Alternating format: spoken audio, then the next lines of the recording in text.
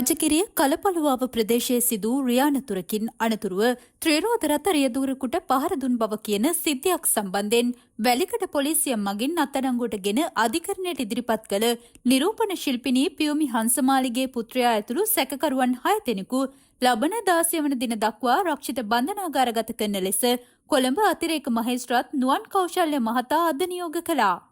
සැකකරුවන් එදින හඳුනා ගැනීමේ පෙරට්ටුවට යොමු කිරීමටද නියෝග කෙරුණා. වැලිකඩ පොලිසිය මගින් සැකකරුවන් 6 දෙනා ආවරණය කර අධිකරණයට ඉදිරිපත් කිරීමෙන් අනතුරුව කළ ඉල්ලීමක් සලකා බැලීමෙන් පසුව එසේ නියෝග කෙරුණා. පියුමි හංසමාලිගේ පුත්‍රයාගේ හිතවතකු මීට මාස 3කට පමණ පෙර යතුරු පැදියක නැගී රාජගිරිය ප්‍රදේශයේ යමින් සිටියදී ත්‍රිරෝද රථයක ගැටී අනතුරක් සිදුව ඇති බවත් සිද්ධියෙන් පසු එම ස්ථානයට පැමිණි පියුමි හංසමාලිගේ පුත්‍රයා ඇතුළු සැකකරුවන් පිරිස ත්‍රිරෝද රථ රියදුරට පහර දී ඇති බවට මූලික විමර්ශනවලදී කරුණු අනාවරණය වන බවද පොලිසිය අධිකරණයට දන්වා සිටියා. පහර කැමට ලක් වූ පුද්ගලයා කොළඹ ජාතික රෝහලට ඇතුළත්ව ප්‍රතිකාර ලබා ඇති බවද පොලිසිය අධිකරණයට දන්වා තිබෙනවා. පහර කැමට ලක් වූ ත්‍රිරෝද රථ රියදුරා වැලිකඩ පොලිසියට කරන ලද පැමිණිල්ලක් අනුව සැකකරුවන් පිරිස අත්අඩංගුවට ගෙන අධිකරණය වෙත ඉදිරිපත් කෙරුණා.